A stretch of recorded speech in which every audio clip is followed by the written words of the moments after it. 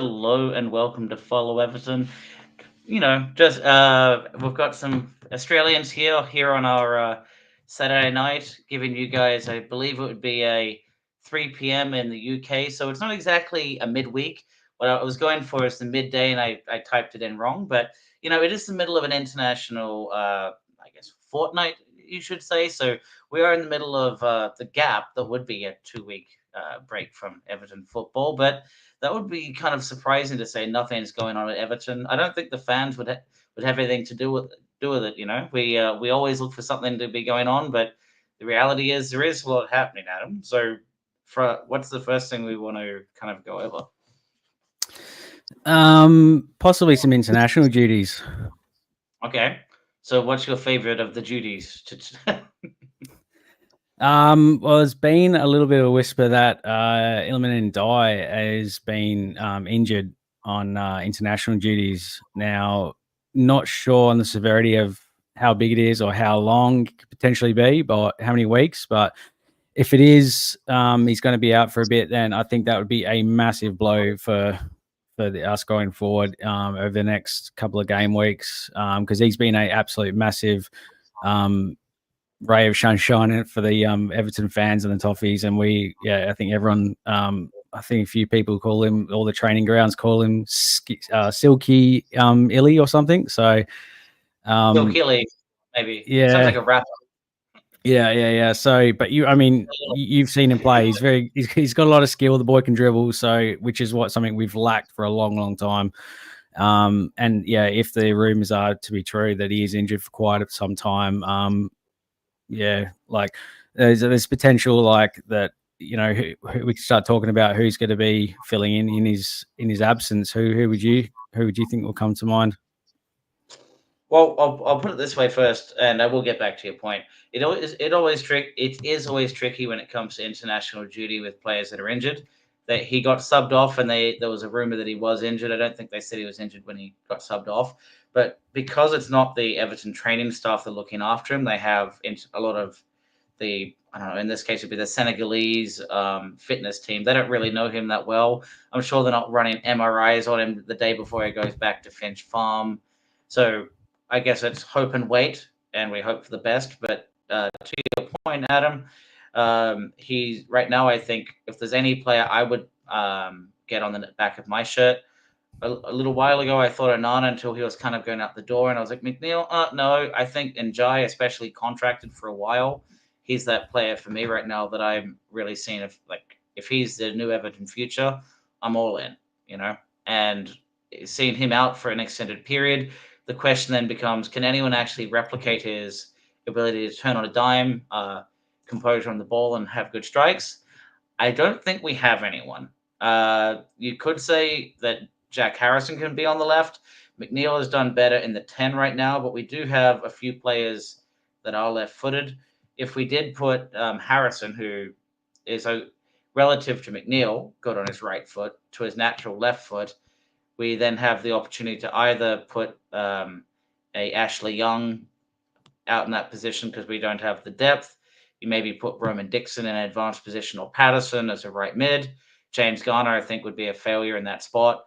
So the other option, though, would just be, pull Harrison to left and have Lindstrom on the right and McNeil running through. And I think that, and it's been, we haven't actually really seen Harrison play in the left because Dwight's generally been out there. So to have Harrison almost playing in his natural preferred position is something, we haven't really seen him play out there. So I would like to see him go out to the left and Lindstrom on the right and McNeil through the center. But we're going to massively miss Ndiaye if he is out for a while, because what he does bring to the table is that when, even on the defense side of it, is that when we play up to him, he actually holds the ball up extremely well. And that's something we've really, really lacked, being able to have a ball carrying winger that can hold the ball up and also, create space for other players to run into. So I'm it's going to be devastated if he's going to be out for a while. That's going to hurt us quite a bit. But we don't know exactly his severity on his injury, so we're only just speculating at the moment. But he could be out for a couple of weeks. I don't know. Yeah, and I think it's too early to get anxious on it without enough info. But being prepared as us Toffees are. Any rumor and leak of bad things happening seem to come our way. So yeah. What we haven't heard is anything about an update on Oasis tickets. That is a good way to build morale, I'm sure, for Two Will Lucas. From what I can tell, Daesh is still involved. I know that's a tough one to swallow for some of us. I think what we'll talk about next is after we talk about the international break, is some of the moving pieces here we're seeing behind the scenes from the Friedkin Group, and maybe that has a beginning to the end of Daesh at some point, but not just yet.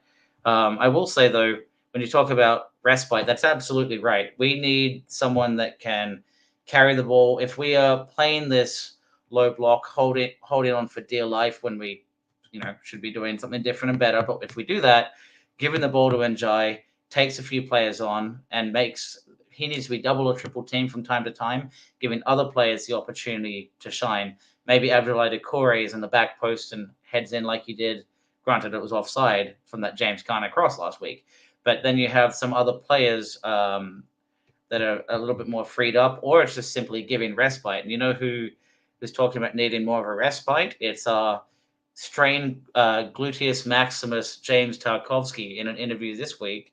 He talked about, we know he was injured pre-season and had a strained glute, I believe, and was out due to some of the pre-matches against Salford and co. But he did, I don't recall the exact interview, but he said he's been playing through that injury. So that's one of these, if it needs time to heal up.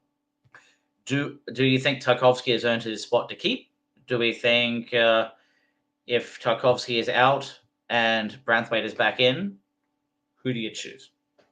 Well, it also looks like so Tarkovsky's said he's been seen in training. However, he is carrying an injury.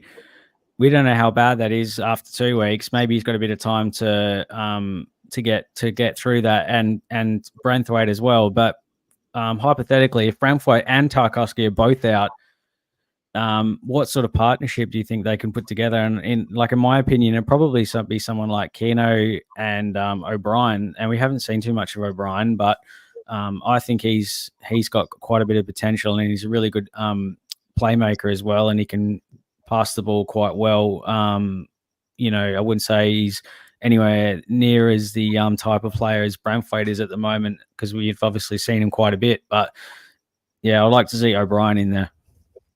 Yeah, I think if Branthwaite is injured, he isn't back yet, so we assume injured. If Tarky is playing through this injury and he's fit enough to play, I think unfortunately there's no way he's out of the side. But he hasn't been playing well. He seemed to have lost his head by throwing Mr. Gambling himself, Sandro Tonali, to the ground for that penalty. He seems to be a touch off it this year. Maybe it's just a little bit of get up and go in acceleration, but the reality is he hasn't been where he needs to be, I don't think. But I don't see, unless he's truly out injured, Dyche taking out his. You think Keane's a favorite? Tarky's more of a favorite.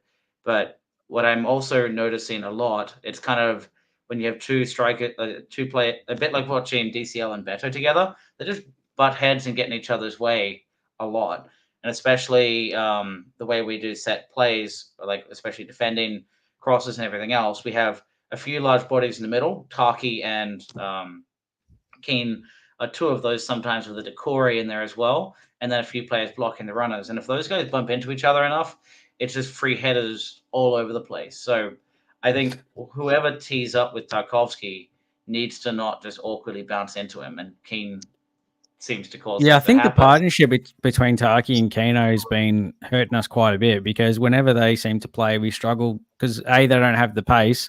Keane can switch play quite well and really effectively, but he's got a good range of passing on him. Tarky is decent at passing, but he's not fast. He's not rapid. He can play the ball, but he's not like a full. He's not like a Branthwaite in that sense, and can carry the ball out of defense.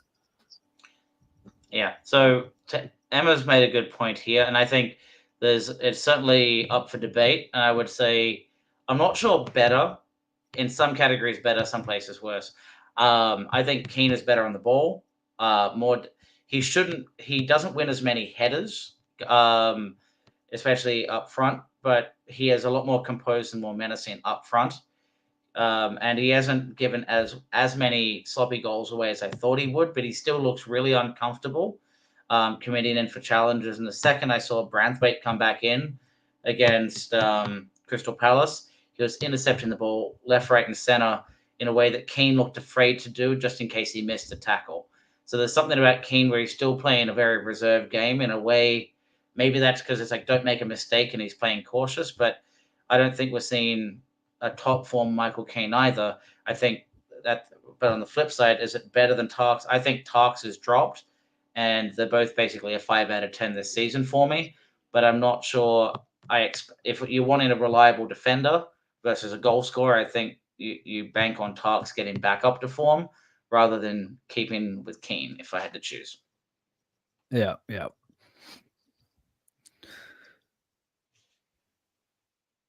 Yeah, we've still got. You want to go through some of the injuries we got as well, because that's that's hindering us quite a bit at the moment. Like, obviously Chimidi's still out.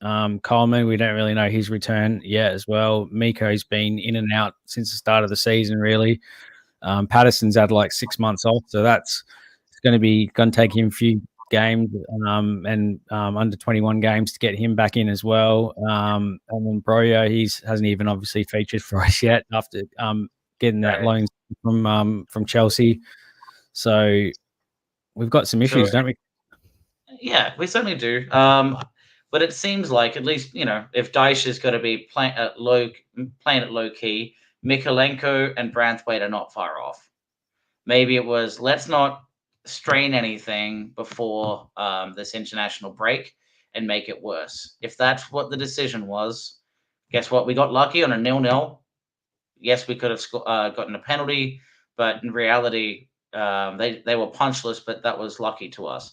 So we got away with a 0-0 and rested a couple players. If that's the case, I see Branthwaite coming back and Mikolenko maybe coming back for this next match.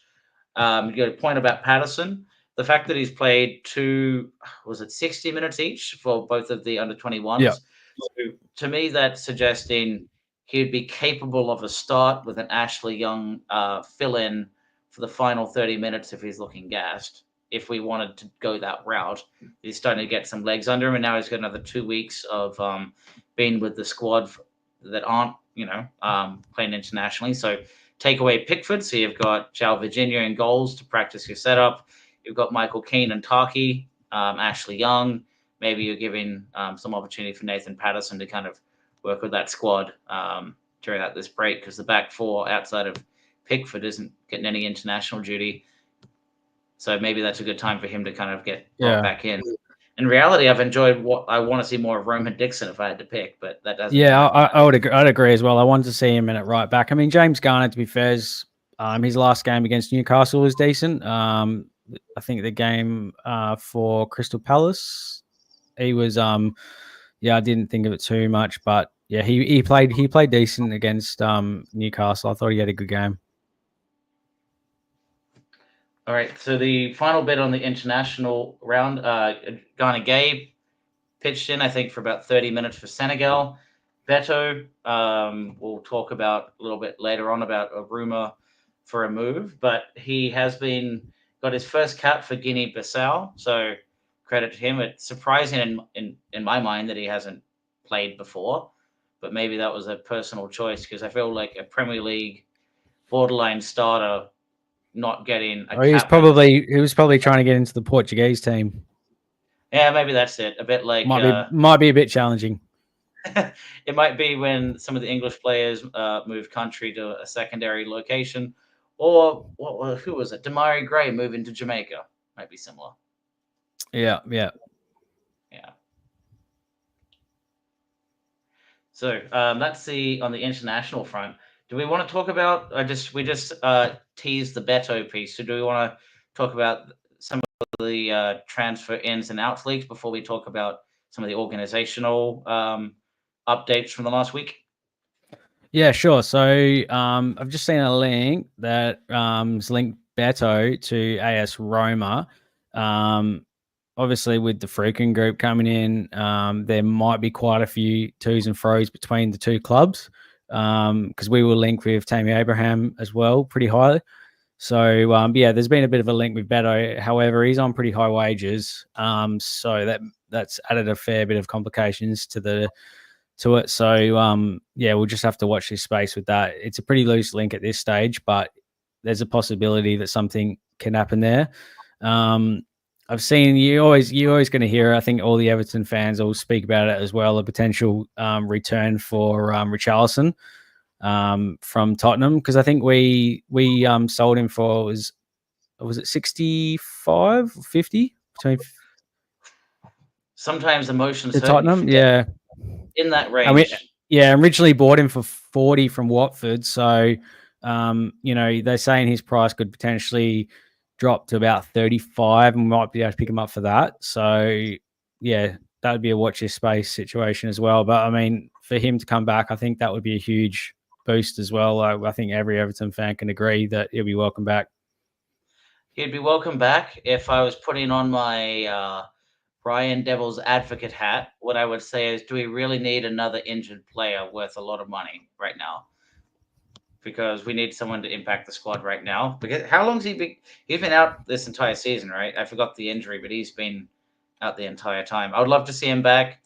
Danny says he doesn't see him coming back, and I imagine a few of us think we've said our goodbyes.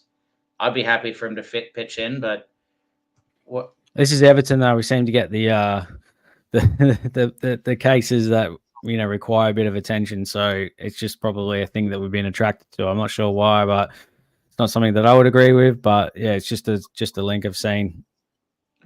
Yeah, and honestly, a link. But if he can stay fit and be fit, and happy with him back at a good rate, if he becomes second, third fiddle, especially with Dominic Solanke there, but it has to be because he wants to come back rather than he's just discounted because he's not playing well and not getting opportunity.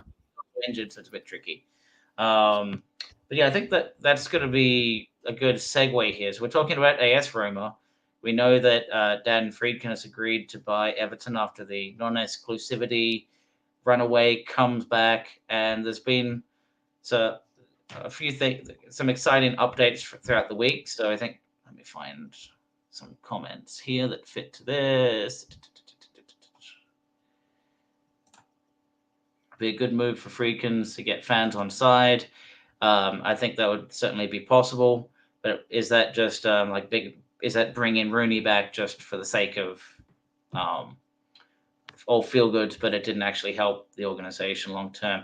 So, Adam, did you want to start? Actually, should we talk about 777? I know it's a few days old, but at least in my view, relatively interesting on that front. Do we want to go there, or do you want to sneak them in a little bit later? Yeah, sneak them in later. That's fine. Okay. So there's been a lot of positive developments, I think, that are very much if you've been watching any of the other channels during their interviews with other AS Roma fan channels, you hear that it's relatively common for the Friedkin Group to show up at events and still be present, but they're very quiet publicly, and they do a lot of their business behind the scenes. So it seems like that's kind of happening right now. So what are some of the things you've been hearing? Well, just to see the link that I've got. So the Athletic. Oh yeah, the from the Athletic. So that's something I was reading through today. A lot of the emphasis been beefing up on the recruitment department. So the Everton scouting operation led by head of recruitment Dan Purdy continues to grow. So there's a lot of changes, including installation of 2 full-time scouts that are going to be covering South America. That'll be based in, it looks like, Argentina and Brazil. And in addition, the former Portsmouth head of recruitment, which is either good or bad, depending on what year of recruitment that was in, Phil Boardman as the European senior scout. We're hearing Nathan Fisher, who was a European scout for the club, has been promoted to head of emerging talent for 16 to 21s. because Dan Rice moved to a role of chief football officer at Wickham, so that cleared up room there. Colin Rooney, who used to be the European scout for Toronto, out here over in the States, where I'll be next week, is in line to take the place there. Rooney's remit will include coverage of Spain, Portugal, and Italy, and then we have Ola Nilsson, chief scout of the Norwegian side Brann, who are out in Bergen, will join as a consultant in Scandinavia. And what they're saying here is that's a focus for the club is to look into the Scandinavian market a little bit more. So a lot on the development of players there, Adam. You know what I find the most interesting as well, that and I think this is how the Friedkin Group might model their structure of the club, because they are like doing a huge overhaul here, from what we can see, and that I would say that they would model the club in like finding new emerging talent, kind of like like I hope they do something like a Brighton. They get these players from all the different leagues, lower leagues, and get those hidden gems, and then obviously sell them on to make a quite substantial profit. But the Friedkin Group is like Dan Friedkin. These guys are not going to come in and just go, oh yeah, we're just going to get the Premier League proven players for 60 mil or 70 mil, and they're probably in their mid 30s, like towards the end of their career. They'll probably try and get a couple of players in their prime, for big money, but then they'll also try and get those emerging young players as well, like your 18 and 19-year-olds. Yeah, I mean, from my understanding with Brighton, the ownership are pretty involved in kind of gambling, but effective gambling is a well-structured, educated guess. And when it comes to football, if you buy enough with good scouting, you know that not everyone's going to be a superstar. So if you buy them early and are very effective at loaning out those players, and you have enough of them and can negotiate the loan deal to not pay too much, all of a sudden you can pluck out just enough high quality players, trade off the rest before everyone else catches on, and you do well. But if you replicate Brighton, then you're behind Brighton. So Everton need to find their own method, and I think they have the finance and I guess stones with a pretty no nonsense group in the Friedkin Group and a large stadium and a bigger fan base and history to do it a little bit different than Brighton. Even if yes, going young, and to Danny Ellis's point, bringing back token players is all well and good, but that should be icing on the cake if it fits, rather than that should just square peg in a round hole and no one, pay attention behind the curtain type of deal. Yeah, but like the Friedkin Group, though, they are a quiet group. We're not going to hear a lot of public announcements from them, but when they do announce themselves, you will know about it. But yeah, this scouting network that they're setting up could be a very huge milestone and a pinnacle time for the club when we've needed it quite a bit, because really, like, there hasn't been a huge amount of players that have come out of the youth academy of recent. The only one that's really shown himself is probably Gordon, and then he's linked to Liverpool as well now. So I've probably never wanted to go to Newcastle. Probably just did that just to get some sort of just get his pay rise and move on from Everton. So yeah, and do you know how long Roman Dixon's been in the organization? I guess he hasn't really broken through enough to give too much attention, but we have a couple players that seem to be right on the edge, and we have Harrison Armstrong as well. Looks quite an interesting one, but they haven't, until they break through, we can't say that the development is truly working, can we? Yeah, I mean, yeah, we just need to see a bit more of it. But I think probably the biggest young player that we brought into the from Carlisle, it has to be Braithwaite. Like he was a sensational signing. Yeah, and maybe Everton's business model isn't developing them in-house at the very beginning. Maybe it's tracking these players. They don't develop them at age, I don't know, 7 to 15. They're a lot better at picking them up after a little bit of the rough has been taken on. They buy some of these players like the Braithwaite from a League One, League Two, but know which are the right players to pick up. and to Agent Ancelotti. Thank you for tagging along. Welcome. This is a rarity, but a more common place, hopefully for us. I've got American and Aussie accent. It's kind of hybrid. Adam is, I guess, true blue guy. Aussie. Yeah. So we're both in Australia at the moment. I've been bouncing around between the US and Oz. I'll be back in the US for 3 weeks here pretty soon, and then fully migrated back to Oz. So we're going to be trying to do shows like this, which will be evening for us, or kind of a midday blues type of show. Let us know in the comments how many people want to see us sitting side by side in a stream. We'll see how we go. And I was a bit late. I said that at the beginning, Wormy. I realized almost immediately I was copying an old template. Instead of saying midday blues, I said midweek. So it was meant to be midday. Sorry, I'm just on the mic. Hold up. Yeah, while he adjusts, so we'll also mention, I think the reality is John Textor was a lot more vocal about it. But if performances are not matching expectations, the Friedkin Group, for better or worse, seem to be willing to make the executive decision early in a results-driven business like football, because they did that to De Rossi over at Roma. Maybe yeah, they did. Unless, but they Roma liked De Rossi. Everton tolerate Dyche.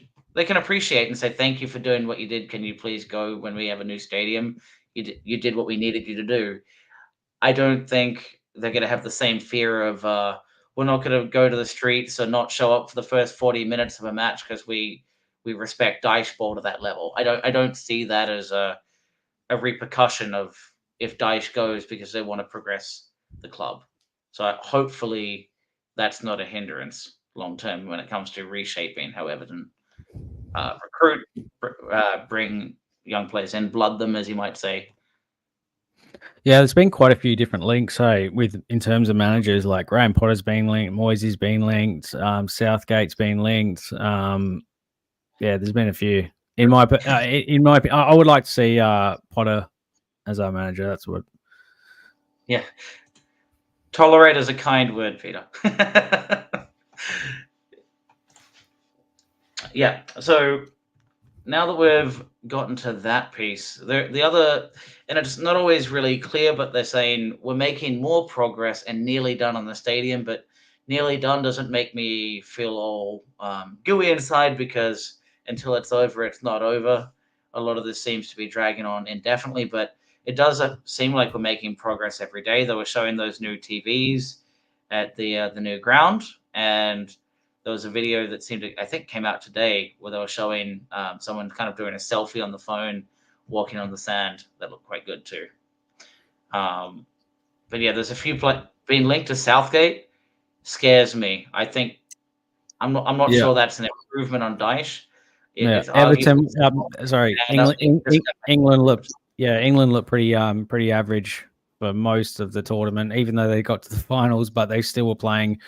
I mean, considering the players that they had in the ilk of talent, like, Palmer and Watkins on the bench, for example, just says what you need to know. But then, they should have been a lot better in their performances, I think.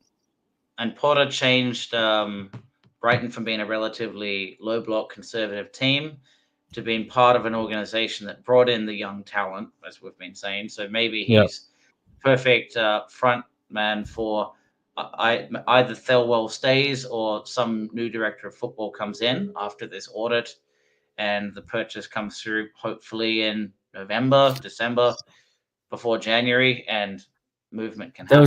There's actually a company that the Friedkins are bringing in. I forget what they're called, but yeah, they've come into several business models, and they come in and basically restructure the business. They look at all the stats and facts. They look at all the match statistics, player analysis, player injuries, all the medical treatment, everything. And they basically they scratch the whole thing, and then look through it for a fine tooth comb. And that's what the Friedkin Group's going to be doing. So yeah, as long as it's not McKenzie, those guys are notorious for just cutting everyone down. But I'm trying to remember.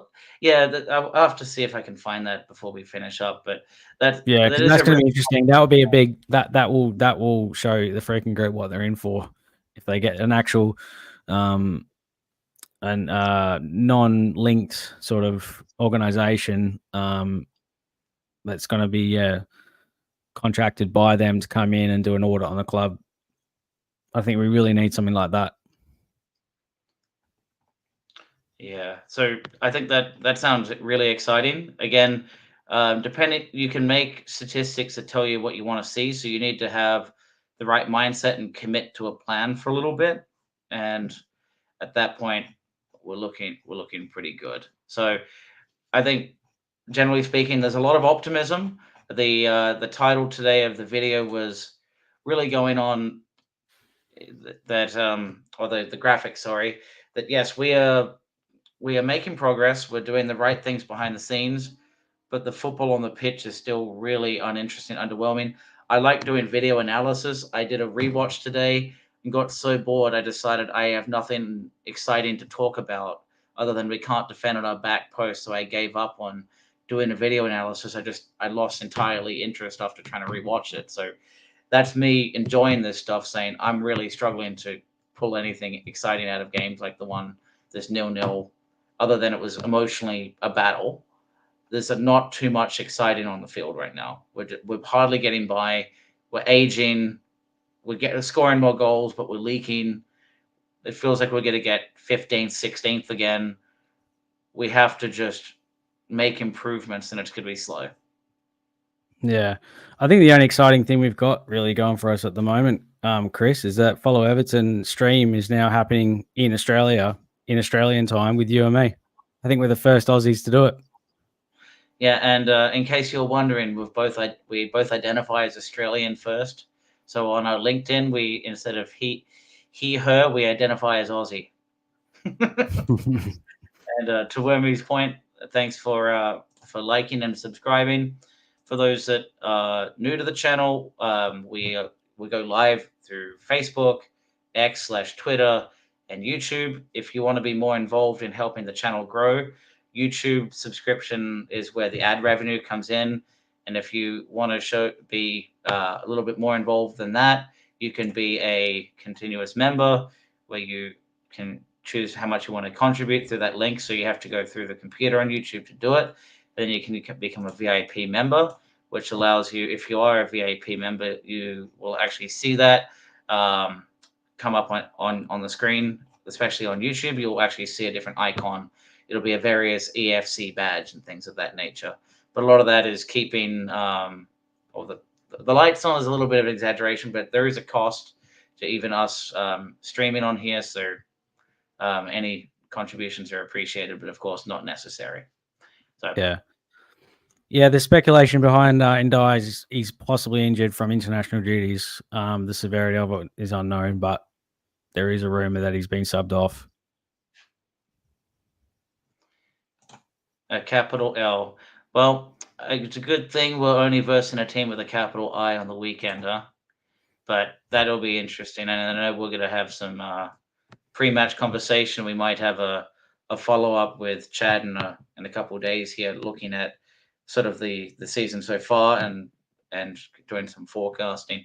So at this point, we've talked about the Friedkin Group. We've talked about the stadium.